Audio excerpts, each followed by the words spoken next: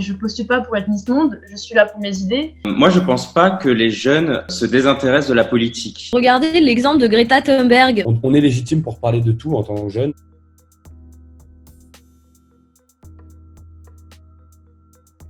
La première question, je pense qu'on peut se poser, c'est à quel moment le déclic se fait dans la tête d'un jeune ou d'une jeune pour se dire, avoir cette folle idée de s'engager en politique.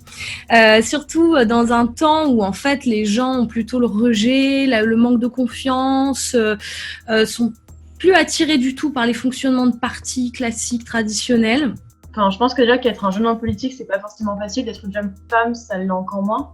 Enfin, c'est même une évidence qu'on m'aurait pas jugé autant sur mon physique si j'étais un homme. Ça a été tout au début, quand je suis arrivée dans ma campagne, beaucoup de remarques sur les réseaux, des choses des fois assez violentes. Et je postule pas pour être Miss Monde, je suis là pour mes idées. Et c'est quelque chose qui revient beaucoup plus quand on est une femme que quand on est un homme. Et je pense que ça joue au frein aussi qu'on peut avoir en tant que femme. J'ai eu la chance de m'engager au Parti Socialiste et c'est vrai que j'ai eu le sentiment, au contraire, que ma jeunesse, c'était quelque chose qui était plutôt positif.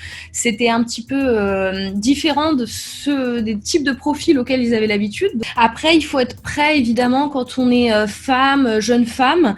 Voilà, on va toujours vous rapporter à votre physique. On va toujours faire ça. On l'entend tous les jours, moi encore sur les marchés. Et moi, j'ai tendance à retourner un petit peu les choses. Je me vexe pas, je me braque pas. Ça, je pense que c'est pas la bonne attitude à avoir. Je pense que tout le monde doit être traité au même niveau. Donc, que tu sois un vieil homme ou une jeune femme, c'est pareil. En fait, pour moi, c'est pas ça qui fait la valeur d'un militant. Hein. Je ne veux pas être la caricature où on a mis une femme, elle est jeune, elle a coché les bonnes cases. C'est bon, elle fera une bonne tête de liste pour l'image.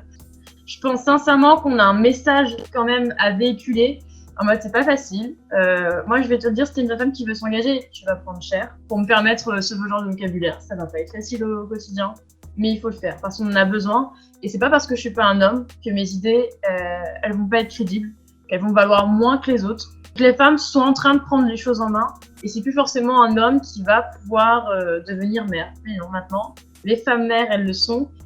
On a aussi un mot à dire d'une manière générale sur des sujets qui peuvent être techniques parfois. La pérennité financière d'une ville, ça nous intéresse aussi. La dette, elle est écologique évidemment, mais elle est aussi financière. Donc on est légitime pour parler de tout en tant que jeune. Ça demande du travail, ça demande de la rigueur, mais en fait, quand vous arrivez en conseil municipal et que vous avez bien bossé vos sujets et que vous venez là où on vous y attend pas, au bout d'un moment, on vous respecte et voilà, et le respect, ça s'acquiert, ça demande un peu de travail. Moi, je pense pas que les jeunes se désintéressent de la politique. On voit que quand il y a des marches pour le climat, quand il y a des collages de rues féministes, on arrive à mobiliser énormément de jeunes sur des thématiques beaucoup plus ciblées. C'est-à-dire qu'aujourd'hui, on va pas forcément aller dans un parti pour avoir un projet de société global et s'engager toute la vie. On va peut-être vouloir s'engager sur une manifestation, sur une cause, un sujet bien précis et une durée bien déterminée. C'est pas parce qu'on est engagé en politique qu'on doit sacrifier sa jeunesse non plus. On n'est pas des robots, on continue à faire la fête, à avoir des amis. Et se battre pour une cause en commun, ça crée des liens de ouf, quoi. Donc, je trouve qu'il faut aussi mettre la jovialité, la convivialité vraiment au cœur du projet.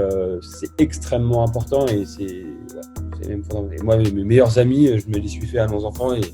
Moi, j'ai commencé dans une association sur les thématiques des droits LGBT, mais au bout d'un moment, j'avais envie de voir un peu plus large, d'avoir un vrai projet de société, de réduction des inégalités, d'écologie avec le Parti socialiste. Et du coup, j'ai un peu changé mon braquet, je suis passé de l'associatif au parti.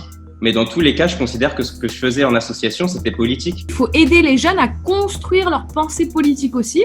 Donc, il faut que ça se passe en classe. Et c'est pas que l'éducation civique pendant une demi-heure toutes les 2 semaines, quoi. Regardez l'exemple de Greta Thunberg. Le fait qu'elle soit toute jeune comme ça, toute chétive, on se disait, bon, est-ce que c'est vraiment crédible ? Finalement, qu'est-ce qu'elle connaît ? Elle nous donne des leçons.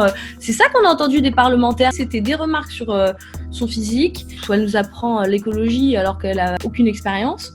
Donc mine de rien, c'est vrai que dans l'inconscient, l'image du politique en France, c'est un homme d'un certain âge. Il n'y a pas beaucoup d'incarnations jeunes comme ça, et quand il y en a, elles sont quand même pas extrêmement solides, même si elle a réussi justement. Le mouvement des jeunes socialistes, par exemple, actuellement, c'est Emma Rafovitch, du coup, une femme qui est en responsabilité. Et il se trouve que depuis qu'elle a été en responsabilité, on n'a jamais eu autant de jeunes femmes qui se sont engagées dans la Fédération de Paris. En fait, il faut une vraie volonté de changer les codes et de faire en sorte que, hommes comme femmes, on se sente bien dans les organisations politiques. C'est pas parce qu'on est dans un parti qu'on est obligé d'être aligné sur tout ce que propose le parti. On peut aussi avoir notre propre identité. Et c'est pas, au contraire, c'est un lieu de réflexion. C'est pas un lieu où tu vas juste être une machine à distribuer des tracts et à servir pour des élections, quoi.